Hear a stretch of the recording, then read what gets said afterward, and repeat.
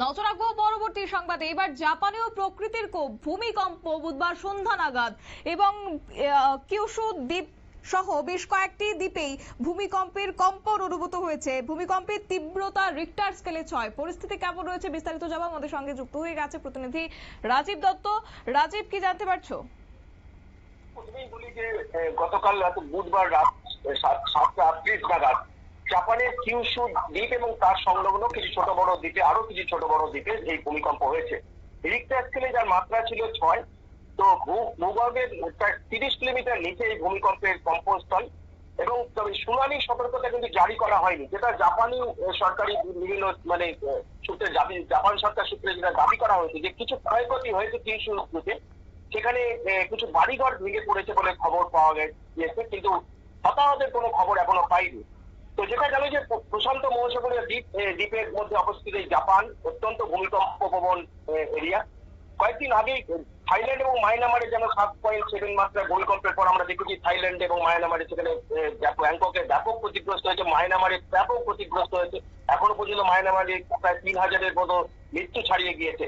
সেই অবস্থায় দাঁড়িয়ে জাপান সরকার গত সোমবার দিন একটি রিপোর্ট প্রকাশ করেছিল ভূমিকম্প নিয়ে, এবং তাদের সতর্ক করে জাপানবাসীদের যে আগামী দিনে কিন্তু 9 রিক্টার স্কেলের বেশি তীব্রতায় ভূমিকম্প হতে পারে, এবং সেই কারণে প্রায় 3 লক্ষ মানুষের মৃত্যু হতে পারে। এটা জাপান সরকার বলেছে গত সোমবার দিন এই রিপোর্টটা প্রকাশ হয়েছে, এবং তাতে বলা হয়েছে সকলকে সাবধান করা হয়েছে, নিরাপদে থাকার কথা বলা হয়েছে, এবং সতর্ক করা হয়েছে যেটা মূলত যে যাতে মৃত্যু না হয়।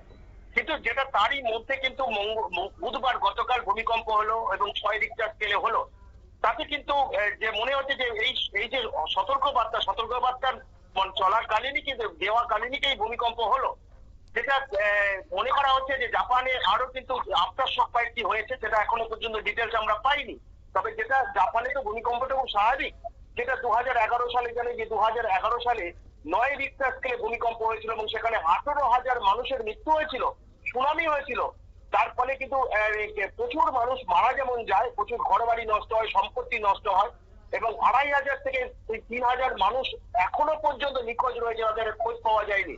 অর্থাৎ এরপর যেটা বলা হচ্ছে যে জাপানের মানুষকে সতর্ক করা হচ্ছে যে ভূমিকম্প সম্পর্কিত যে নিয়ম বিধি নিষেধ সেগুলো মানতে হবে। অর্থাৎ বাড়ি তৈরি করার ক্ষেত্রে যে কাঠের বাড়ি সেই রকম বাড়ি তৈরি করতে হবে, এই সমস্ত সতর্কতা দেওয়া হয়েছে তাতে। এবং দেখো যে 6 রিক্টার স্কেল সেটা যথেষ্ট তীব্র, এবং তারপরে কিন্তু আফটার শক যেগুলো হয়েছে সেটা অতটা হয়নি, কিন্তু 6 বেরোয়নি। কিন্তু যেটা জাপান সরকার বারবার বলছে যে ভবিষ্যতে কিন্তু বড় ধরনের ভূমিকম্প জাপানে আবার ব্যাপক ক্ষয়ক্ষতি হতে পারে। 2024 সালে কিন্তু 7.1 মাত্রায় ভূমিকম্প হয়েছিল, সেই সময় কিছু ক্ষয়ক্ষতি হয়েছিল। কিন্তু এখন যেটা আজকে যে গতকাল যেটা হয়েছে সন্ধ্যের সময়, সেটা এখনো পর্যন্ত বিস্তারিত কিন্তু আজ ক্ষয়ক্ষতি হয়নি। ক্ষয়ক্ষতি অতটা খবর আমরা পাইনি। ক্ষয়ক্ষতি হয়েছে, কিছু বাড়িঘর পড়েছে, কিন্তু যেহেতু জাপানের মূল বড় দ্বীপ, সব থেকে বড় দ্বীপ হচ্ছে কিউশু, এবং তার পাশাপাশি আশেপাশের সমস্ত অনেক দ্বীপ রয়েছে, সেই প্রত্যেকটা দ্বীপেই কিন্তু অনুভূত হয়েছে, কম্পন অনুভূত হয়েছে।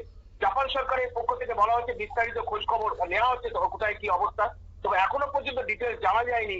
কিন্তু যেটা বারবার জাপানের তরফ থেকে দাবি করা হয়েছে যে ক্ষয়ক্ষতি হয়েছে, কিছুটা বাড়িঘর ভেঙেছে, প্রাণহানি হয়েছে কিনা সেটা এখনো বলা যাচ্ছে না।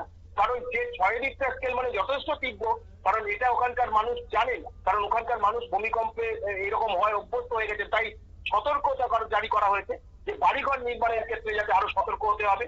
কারণ অত্যন্ত উদ্বেগজনক রিপোর্ট জাপান সরকারের, যে জাপান সরকার তারা বলছে, জাপানের যে বিজ্ঞানীরা তারা গবেষণা করে দেখেছেন যে আগামী দিনে কিন্তু জাপানে ভয়ঙ্কর ভূমিকম্প হবে, এবং তাতে 3 লক্ষ মানুষ মারা যাবে, প্রচুর মানুষ আহত হবে। অর্থাৎ সেই পরিপ্রেক্ষিতে জাপান সরকারও প্রস্তুতি শুরু করে যে মানুষকে সচেতন করার চেষ্টা করছে, এবং তারই মধ্যে কিন্তু জাপানে একটা ভূমিকম্প হয়েও গেল। শতাব্দী, ধন্যবাদ। অর্থাৎ বুধবার সন্ধ্যা নাগাদই জাপানের সব থেকে বড় দ্বীপ ভূমিকম্প অনুভূত হয়েছে বড় দ্বীপেই, এবং সেক্ষেত্রে জানা গেছে ভূমিকম্পের তীব্রতা ছিল রিক্টার স্কেলে 6। আর এই ভূমিকম্পের উৎসস্থল ভূগর্ভে 30 কিলোমিটার গভীরে। ভারতীয় সময় বুধবার সন্ধ্যে 7:34 নাগাদ এই ভূমিকম্পের কম্পন অনুভূত হয়েছে, যদিও এখনো পর্যন্ত স্পষ্টভাবে ক্ষয়ক্ষতির পরিমাণ জানা যায়নি। নিয়ে নিচ্ছে ছোট্ট একটি বিজ্ঞাপন বিরতির সঙ্গে থাকুন।